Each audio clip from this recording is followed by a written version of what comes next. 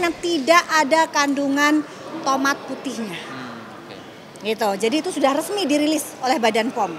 Jadi kalau menurut Bang Sunan, kalau memang pelaporannya atas WT itu otomatis akan gugur atau gimana? Ya sudah pasti, kan ketika apa yang dilaporkan itu sesuai dengan apa yang disampaikan oleh Doktif ke masyarakat, ya artinya tidak ada satu tindak pidana, kecuali Doktif menyampaikan sesuatu yang tidak berdasar ya atau tidak dapat dibuktikan. Kalau ini kan barusan Doktif bilang sudah disampaikan juga gitu loh, bahwa memang tidak ada kandungan white tomatonya. Betul. Gitu. Dan ini kita juga akan berdiskusi bagaimana untuk masyarakat bisa mendapatkan haknya yang sudah dirugikan.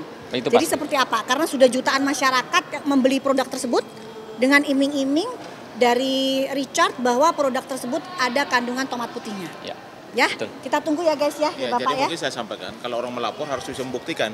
Kalau lapornya tidak bisa terbukti, artinya counter LP. Supaya orang jangan main lapor-lapor orang. Kalau misalnya dilaporkan balik, bisa nggak Doktif? Bisa. Berarti melaporkan balik ya? Boleh. Sangat bisa. Sangat Siap bisa ya, sekali, Doktif laporin balik. Oke. Siap ya. Udah. Ini kita bakalan RDP dulu ya. Tentang perlindungan konsumen. Hati-hati Dokter Bintang. Bisa bersama dengan Dokter Bintang. Beliau ahli stem cell. Ya, beliau ahli stem cell nanti akan dijelaskan. Ya, oke. Tunggu aja nanti ikutin YouTube-nya, TV-nya. Ya, oke guys ya. Doktif di sini buat masyarakat Indonesia.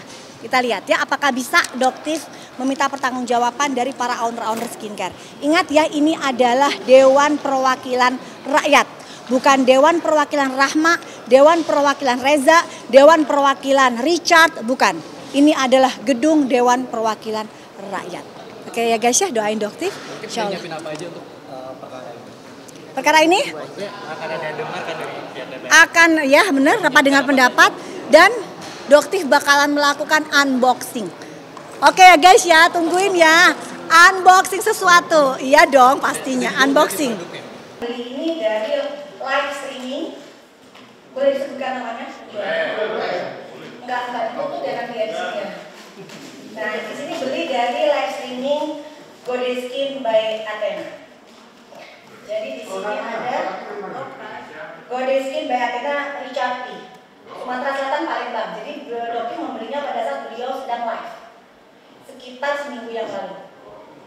Produk ini sebenarnya sudah cukup heboh pada saat Dokter buka, tapi Dokter tidak tahu beliau masih menjual seminggu yang lalu. Ini produknya sebenarnya sudah heboh. Jadi Dokter sekarang akan buka di sini,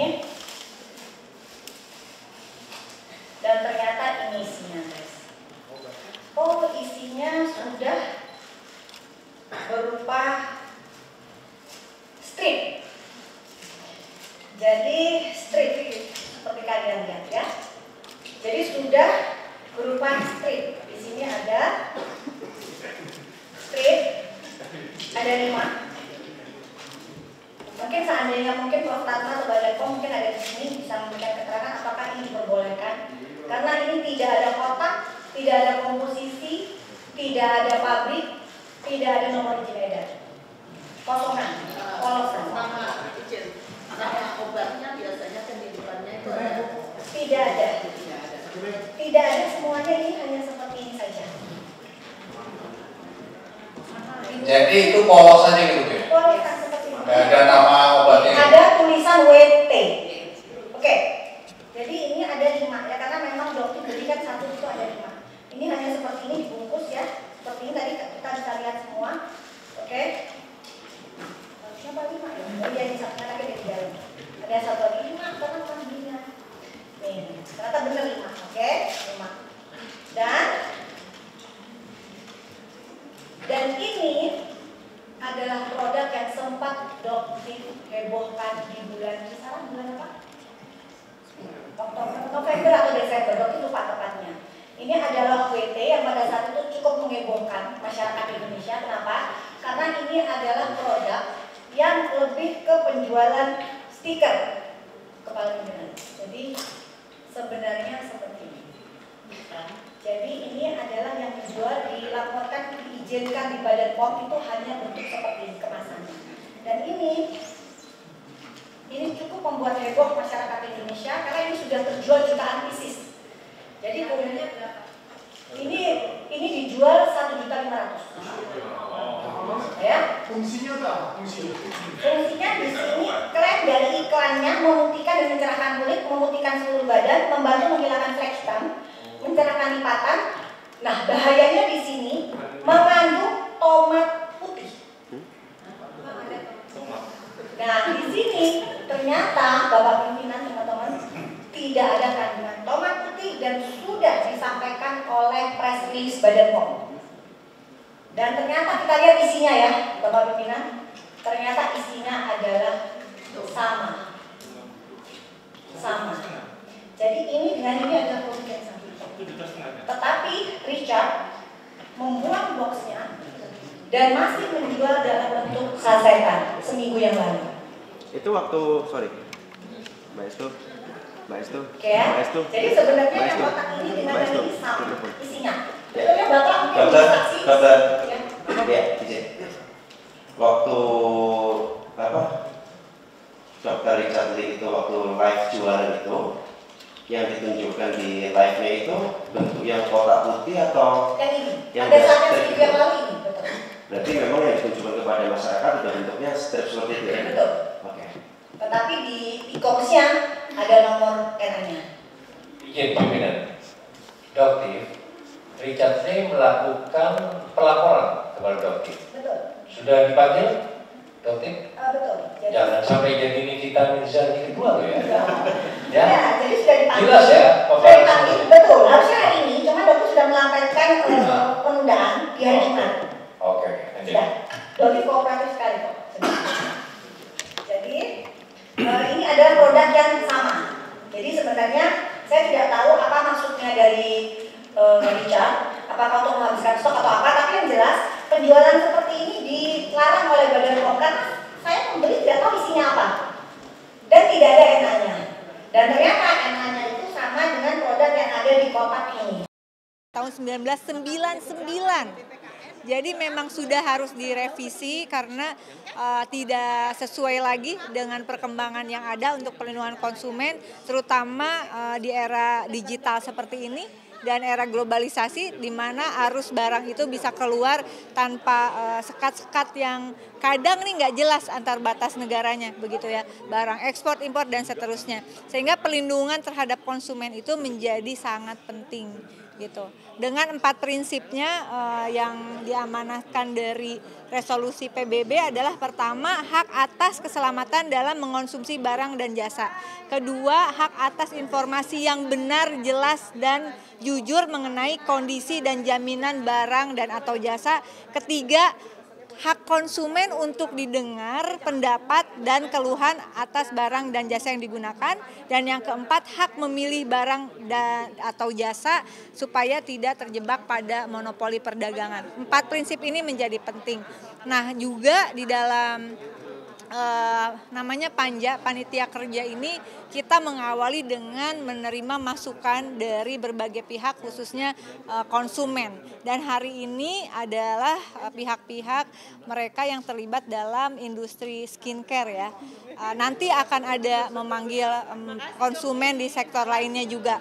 Nah, kenapa ini juga menjadi penting catatannya adalah karena Komisi 6 juga adalah komisi perdagangan, bahwa potensi perputaran uang di industri kosmetik itu tahun 2022 saja, 2022 mencapai 90 triliun dan potensi di 2025 ini kira-kira 9,74 miliar US dollar. Silahkan dikalikan dolar dengan kurs 16.000 aja ya, udah lebih dari 100 triliun.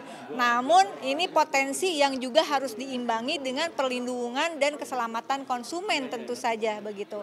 Sehingga saat ini semua tahu terjadi pro dan kontra ya di dalam bisnis skincare, dan ini menjadi masukan penting bagaimana kemudian ada di dalam Undang-Undang Perlindungan Konsumen itu bagaimana Badan Perlindungan Konsumen Nasional nanti bisa berkolaborasi, terintegrasi dengan BPOM, kemudian dengan BKPM juga, dengan online khususnya tentang online single submission, apakah mereka telah terdaftar di OSS? Apakah OSS ini juga sebelum dikeluarkan izinnya tidak serta-merta, tapi benar-benar diperiksa dulu nih perusahaan-perusahaan udah prudence nggak gitu, udah benar atau belum kayak gitu. Dan kemudian juga terkait penegakan hukumnya, adalah pentingnya Badan Perlindungan Konsumen Nasional ini bisa berkomunikasi secara aktif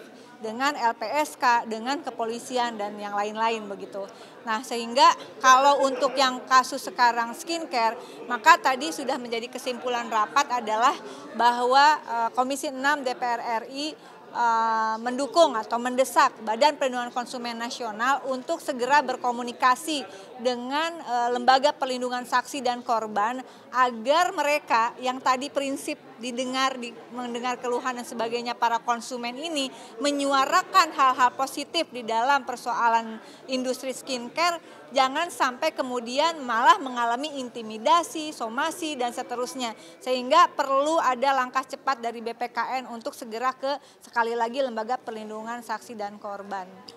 Nah, kemudian yang terakhir adalah mendukung BPKN untuk segera berkoordinasi secara intensif dengan Kepolisian Republik Indonesia terkait penanganan kasus-kasus pelaporan dan tidak menutup kemungkinan juga untuk berkomunikasi dengan Propam, Divisi Propam Republik Indonesia agar mengawasi penyelesaian kasus-kasus skincare ini jangan sampai menjadi ajang jual beli perkara.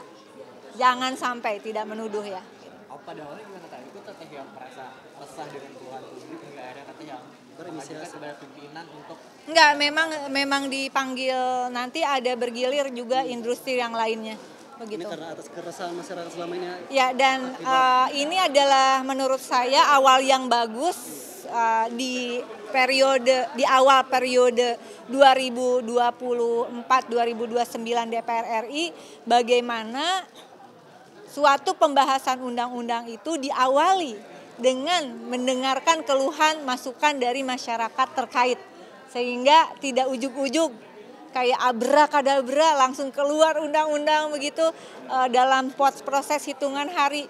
Nah, di Komisi 6 ini alhamdulillah pimpinan dan anggota membuka ruang undang-undang yang menjadi tugas politik legislasi Komisi 6, yaitu revisi Undang-Undang Perlindungan Konsumen diawali dengan mendengarkan aspirasi dan masukan dari para pihak, pakar dan juga masyarakat yang terkait terdampak jika undang-undang itu disahkan gitu. Yang diundang siapa aja Teh? Mana? Yang diundang hari ini siapa aja yang harus hadir Teh? Diundang kalau informasi dari sekretariat ya, karena kan sekretariat dan tenaga ahli Komisi 6 yang mencari siapa yang harus diundang. Karena ini adalah temanya skincare, untuk perlindungan konsumen skincare, ada beberapa dokter yang diundang gitu ya, tapi sebagian tidak bisa hadir. Saya nggak tahu. Saya tidak dalam kapasitas menanggapi yang tidak hadir. Yang penting kasus skincare ini bisa diselesaikan dengan secara adil ya. Dengan cukup ya. Soal Propam ketimbang polisi yang lain tadi. Juga polisi, tapi kan polisi kerjanya diawasin sama Propam. Udah cukup ya. Konsisten dari semua polisi yang awal ikut rapat sampai masih ada ruang sidang ini gitu. Dalam rangka ngabuburit. Nggak, karena memang harus sampai selesai. Memang biasanya juga begitu. Tapi melihat kan bisa ngelihat IG saya live ya setiap rapat. Memang sebaiknya kalau nggak ada hal yang darurat sampai ke kesimpulan, karena kalau nggak kesimpulan yang nggak kita awasi, mungkin poin-poin penting yang kita usulkan tidak menjadi putusan rapat itu. Tapi melihat banyak masyarakat juga nih menjadi korban akibat skincare ini nih Teh. Mungkin dari DPR sendiri akhirnya apa sih yang akan dilakukan oleh DPR? Ya itu tadi. Lo tadi udah kan? Tadi kan kita mitranya adalah Badan Perlindungan Konsumen. Jadi kita mendesak Badan Perlindungan Konsumen pertama adalah segera berkoordinasi dengan Lembaga Perlindungan Saksi dan Korban untuk adanya perlindungan bagi konsumen dan siapa saja yang mengungkap kebenaran ya tentang bisnis skincare ini. tadi ada yang kelewat juga, saya secara pribadi mendesak para aparat penegak hukum untuk menelusuri bisnis skincare yang terindikasi ada kejahatan perpajakan dan tindak pidana pencucian uang. Yang ketiga adalah mendukung Badan Perlindungan Konsumen Nasional untuk berkomunikasi dengan Kepolisian Republik Indonesia dan juga mungkin dengan Propam kalau diperlukan terkait penyelesaian kasus-kasus yang menyangkut pelaporan skincare di kepolisian itu, penyelesaian kasusnya bisa sesuai dengan prosedur hukum yang adil gitu ya. Jadi jangan ada permainan jual beli perkara kasus skincare. Gitu ya, cukup ya. Terima kasih banyak Teh. Inisiasinya dan tentu kepada teman-teman, ada Pak Sunan, ada dokter detektif, dan ini saya bagian dari upaya pelindungan konsumen. Dan memang upaya skincare atau kosmetik abal-abal ini sudah lama kami sampai kami rekomendasi ke Presiden, ke BPOM, Kementerian, semua saya rekomendasi, Kapolri semua artinya. Tetapi bahwa puncaknya di 2024 dan 2023 ini meledak memang karena mungkin pertarungan yang luar biasa kan gitu dari para pemain-pemain yang tentu ini mungkin BPOM jebol kan gitu. Jadi kami terus mendampingi BPOM, kalau ada sesuatu yang ini kami tentu akan terus mendampingi, ada sesuatu yang kami rekomendasi tugas kami kan gitu. Jadi terima kasih hari ini Komisi 6 dan tentu dengan keputusan tadi yang luar biasa kami bisa koordinasi dengan Polri, kami bisa koordinasi dengan LPSK sebagai saksi-saksi nanti barangkali ada intimidasi dan sebagainya. Bagian terpenting dan termasuk mendorong undang-undang perlindungan konsumen yang memang harus kita dorong lebih cepat. Tahun ini harus selesai kan itu target kita. Pak, melihat banyak korban yang menjadi korban dari skincare atau apa gitu. Belakangan ini direview sendiri oleh dokter. Mungkin langkah tegas apa yang akan diambil oleh BPK? Ya tentu kita bikin rekomendasi kepada Presiden kan gitu. Dan yang kedua tentu dengan BPOM untuk bikin peraturan bersama kan gitu terkait dengan overclaim dan terkait dengan tindakan-tindakan yang dilakukan represif oleh dalam tanda kutip pelaku usaha yang mencoba ada backing itu juga menjadi bagian yang tidak terpisahkan, karena itu ujung-ujungnya kan itu sebenarnya kan gitu, dari persoalan carut marut atau persoalan dari skincare abal-abal atau skincare oplosan dan sebagainya lah. Kita bisa namakan skin oplosan karena memang lagi tren oplosan kan gitu. Dan BPK sendiri akan memanggil orang terkait tersebut atau seperti apa? Tadi kan mungkin diusulkan ya Pak sama diberikan pelaku yang mungkin ya, kalau mau manggil kami ya sudah pasti kita panggil kan gitu. Boleh, karena itu. Okay. Jadi tadi mungkin Doktif menambahkan bahwa yang seperti yang teman-teman ketahui bahwa Doktif sudah melaporkan saudara RL ya. Inisial. Tapi sebenarnya kok di ruangan sini boleh ya menyebutnya ya. Bebas katanya. Ya, kalau di sini bebas ya, Richard dengan DNA Salmon dan WT. Dan ada lagi satu bukti lain yang sudah Doktif laporkan ke Polda Metro Jaya. Doktif mohon dari pihak Kapolda, dari Bapak Kapolda, dari Diskrimum ya, untuk segera menindaklanjuti. Karena prosesnya juga agak cukup lama, mungkin karena banyak saksi yang dipanggil. Mungkin insya Allah minggu depan saudara Richard juga akan dipanggil berkaitan dengan kasus ini. Dan alhamdulillah dengan tadi sudah disimpulkan ya, tadi beberapa yang sudah disimpulkan di sini poin-poinnya. Mungkin nanti Doktif akan meminta pendampingan dari BPKN untuk bisa mensupport dari pihak kepolisian. Bagaimana kelanjutan tentang laporan yang sudah Doktif laporkan. Karena apalagi Doktif juga dilaporkan di Polres Jakarta Selatan dengan WT suplemen juga. Ternyata kan dibuktikan oleh Badan POM bahwa memang itu tidak ada kandungan tomat putih. Jadi diduga memang ada indikasi penipuan. Jadi Doktif dengan sangat memohon bantuan dari BPKN juga untuk bisa mengawal.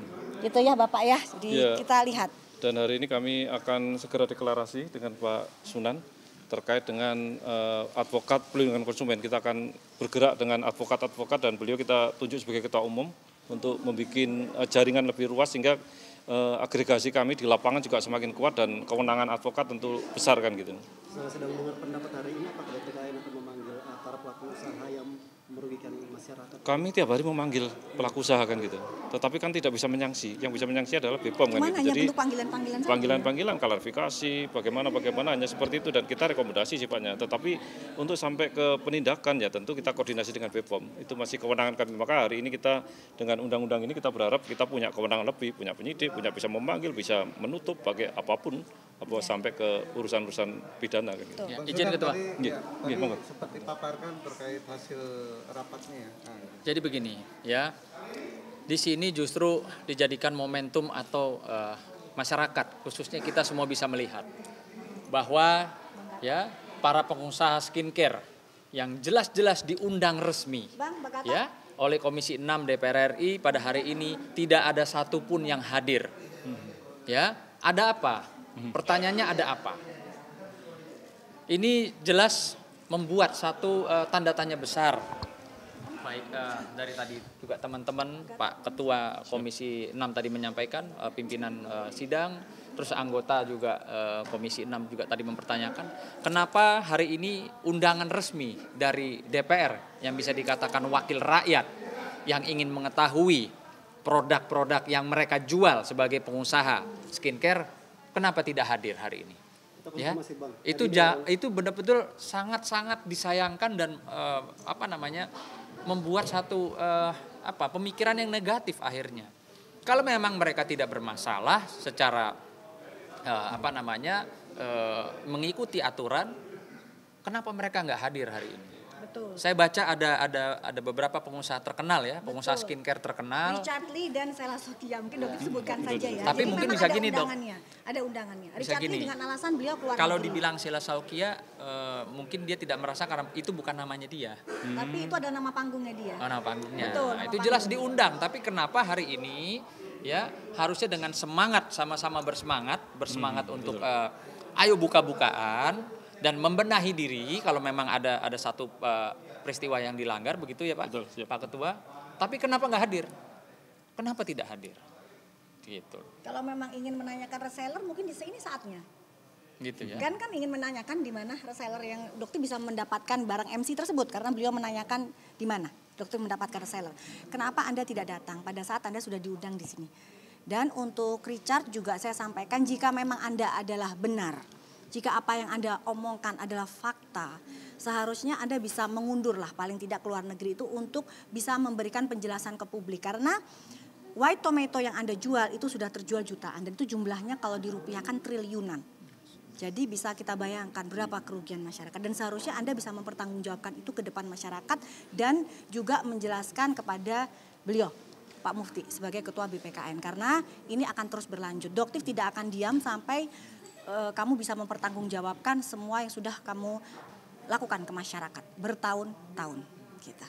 Ya, poinnya saya nambahkan ya. Jadi tadi yang sudah di unboxing sama Doktif terlihat jelas bahwa dugaan kami bahwa sudah jelas itu kena pasal 435 Yunto 138 Undang-Undang Perlindungan Konsumen. Artinya tadi juga sudah diperintahkan kepada BPKN untuk menindaklanjuti gitu ya. Dan tadi alhamdulillah Pak dengan adanya RDP ini BPKN bisa diperkuat lembaganya sehingga nanti BPKN bisa mempunyai kewenangan lebih luas untuk melindungi kita para konsumen gitu ya. Ya gitu. Mungkin saya perlu tambahkan bahwa pertama-tama apresiasi kepada Komisi 6 yang sangat merespon ketika ada kegaduhan di masyarakat. Ini perlu diapresiasi. Yang kedua bahwa kita mau bicara tentang ada dugaan mafia skincare, itu ada. Dan ingat banyak sekali pajak yang digelapkan, banyak sekali TPPU yang harus ditindak tegas karena kerugian masyarakat adalah kerugian negara. Sehingga kepada penegak hukum, aparat penegak hukum untuk bertindak lebih tegas ke bawah dan juga BPKN juga saya lihat bahwa saat inilah mereka harus punya undang-undang yang bisa lebih tegas di dalam penegakan hukum. Makanya Undang-Undang Nomor 8 Tahun 99 harus segera direvisi Pak. Karena banyak korban yang sudah berjatuhan, tetapi kita hanya latensi, hanya lihat karena produk hukum kita belum semaksimal seperti harapan masyarakat. Itu aja, terima kasih. Betul, dan di sini Doktif ingin mengucapkan terima kasih sedalam-dalamnya atas dukungan masyarakat dan juga para jurnalis yang selama ini mensupport Doktif luar biasa karena tanpa kalian, tanpa dukungan masyarakat, tanpa doa masyarakat, mungkin suara Doktif tidak akan pernah didengar hingga sampai masuk ke ruang DPR sini. Doktif mengucapkan terima kasih.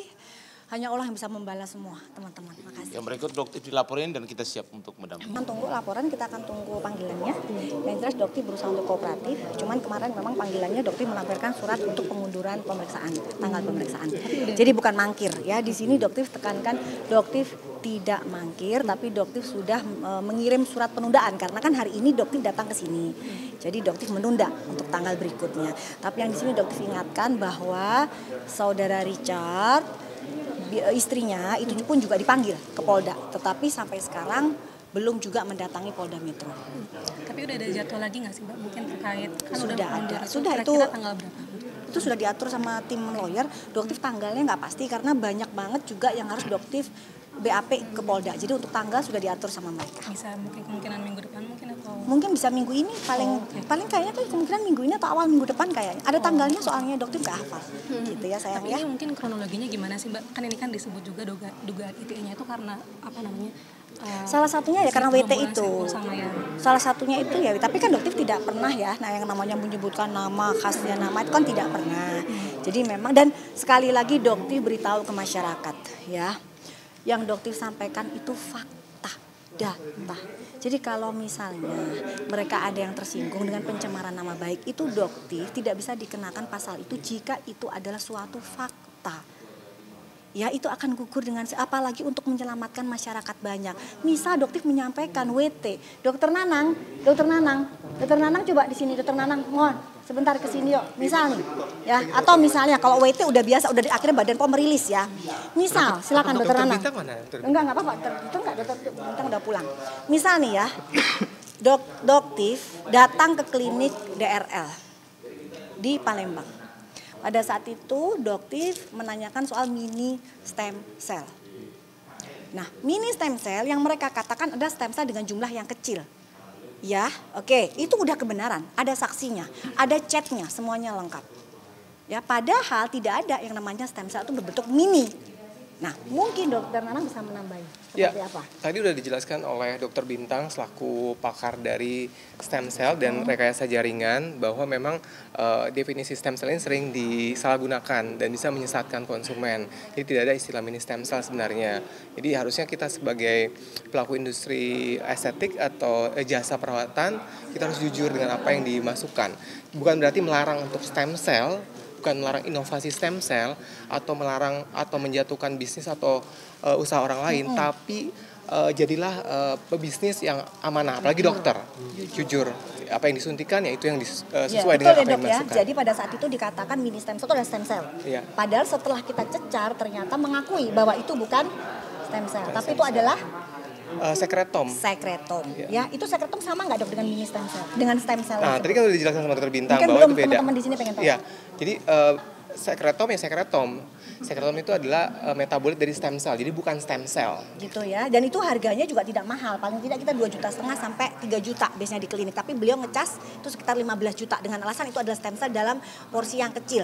Ya, jadi tidak ada yang namanya pencemaran nama baik karena yang Dokter sampaikan adalah fakta. Dan untuk melindungi masyarakat. Daripada masyarakat membuang 15 juta padahal itu adalah bukan stem cell. Jadi Dokter harus bongkar itu ke masyarakat. Ini bukan yang namanya menghancurkan usaha orang.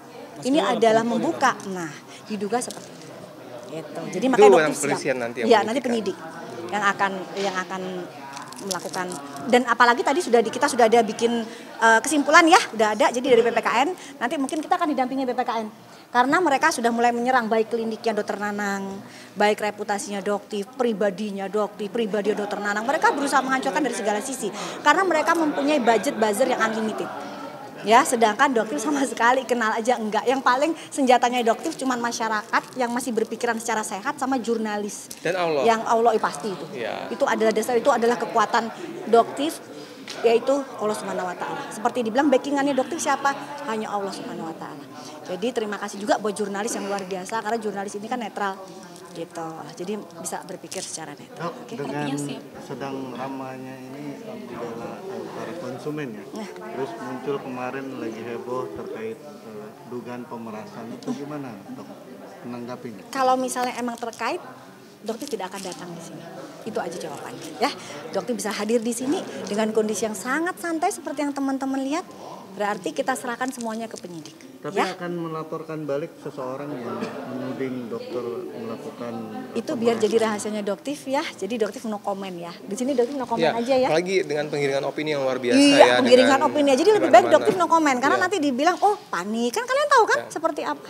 Betul. Gitu. Jadi lebih baik Doktif sekarang diam tapi Doktif nanti tiba-tiba ada Biar gebrakan-gebrakan kebenaran baru nanti aja. yang terungkap. Seperti yang tadi Iya. Doktif lakukan, Doktif melakukan unboxing di ruang DPR. Dan kalian bisa melihat sendiri seperti apa yang sebenarnya. Itu hanya satu dan masih banyak. Jadi kelakuan owner-owner skincare tukang flexing ini sebenarnya masih banyak yang mau Doktif bongkar. Tunggu aja gitu. Oke, thank you ya. Selamat berbuka. Bye.